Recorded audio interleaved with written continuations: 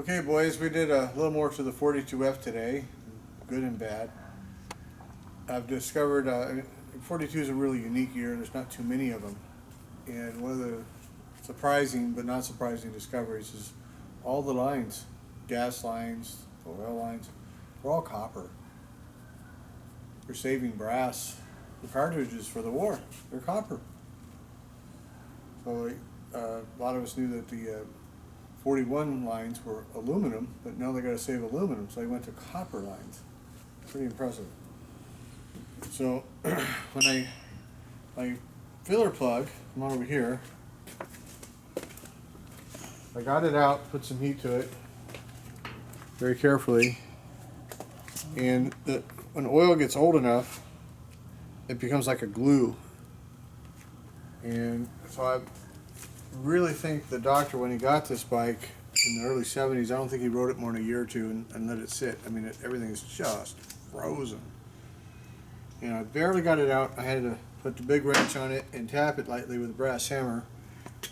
A brass hammer, even though it's on metal, works totally differently than a metal hammer. So if you're trying to unfreeze stuff, always use a brass hammer. It's like tuning flywheels, use a brass hammer. And so we got it out. Didn't pull any threads out. That was a big worry, because a lot of times when they're stuck like this, the threads come with it. It's like, I've seen that happen a lot. So I heated it up and got it out. My throwout bearing, I mean, you can reach in here and look at it. It should spin. You should be able to spin this with the clutch disengaged by hand, and it's completely frozen. It's the big, giant throwout bearing. And no rust. The bike doesn't have any hint of rust anywhere, so the gears are probably okay. But here's the problem: you've got roller bearings inside these motors and trannies. You can take a 1915 with bushings and heat it up the motor and get it all juicy and fire it up. And it's not going to hurt it. These, if everything's gummy like that, all the rollers won't spin, and all you're going to do is hurt the machine. It might go for a little bit down the road. Might be able to ride it, but you're going to destroy it. And I've blown enough of these bikes to know. I've heard a lot of them thinking, oh yeah, just get on it and ride this stupid thing. Fire it right up, yay. It don't work that way. So I said, well, I got the torch here. I've been soaking the oil line, and it's like, well, let me heat it up. And then put heat all the way around. Obviously, I got to pull the whole rear fender off. So I had a nice thin pencil flame, and I heated up and waited, and put a little pressure to it, snap. Low pressure to the bottom, snap. I broke both sides of the fill line. Not one side was not good enough. I broke both sides. Here's the top. And once it snapped, it snapped, so I just pulled it off. But it just snapped. But the good side of that, in a way, somebody's replaced this line. This is a later line. This is a post-war line, and it's not copper. So it's still, an original part. I'm upset about breaking it, but it's not the copper line that came on this bike. And I pulled my oil lines out, and I've got one. Here's the right copper line. How fucking lucky is that? So we're going to clean all these lines up in our goo and run it through the process. But we've got, look at the verdigris up here. This is a copper line. This is the original line that came on this machine. See how this verdigris? That's a copper line.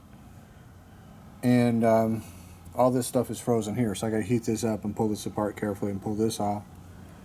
So my problem is this: I don't have the money to buy the tooling to sit down and just go and do this bike. So I just want to, maybe I just want to reassemble it, or maybe I want to take the next 2 years as I buy a little tooling, do a little of this, and have a gradual part bike and back together. I'm not sure. I got to sleep on that. So it ain't going to be running anytime soon. Even if I had all the money in the world and I just sit down and did it, bam, and the tooling was here. And the tooling was here. It's not here. It's not here. If the tooling was all here, it would still be 3 to 6 months. If that's all I did was this bike and nothing else.